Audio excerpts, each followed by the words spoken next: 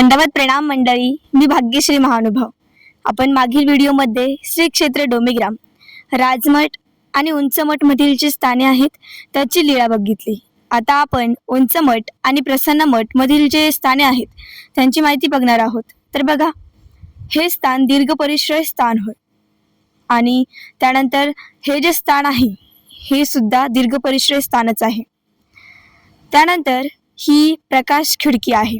ह्या ठिकाणी स्वामी उभे राहिले तेव्हा स्वामींच्या श्रीमूर्तीचा प्रकाश रेमनायकाच्या वाड्यापर्यंत पडला.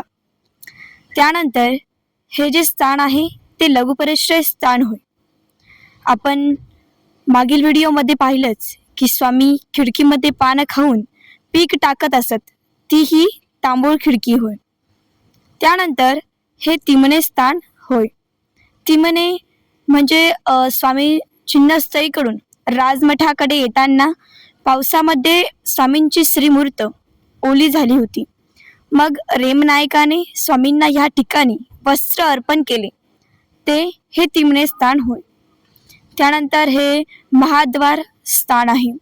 पूर्वी येथे राजमठाचे महाद्वार होते. हे दिशा अवलोकने अमंगळा तिया मंगळ रूप करणे स्थान आहे.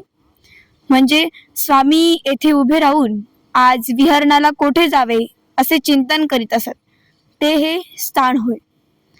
त्यानंतर हे नाथोबा करवी सुयेर करविणे स्थान होय. म्हणजे एक अनाथबाई होती, ती स्वामींकडे आली. मग स्वामींनी नाथोबांना तिचे बाळंतपण करायला सांगितले. सुयेर असे बाळंतपणाला म्हणत असे.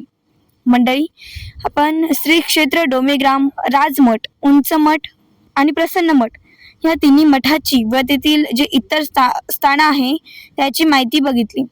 ती तुम्हाला कशी वाटली नक्की कमेंटमध्ये सांगा. भेटूया पुन्हा अशा पुढील व्हिडिओमध्ये. तोपर्यंत दंडवत प्रणाम. जय श्री चक्रधर, जय महानुभाव.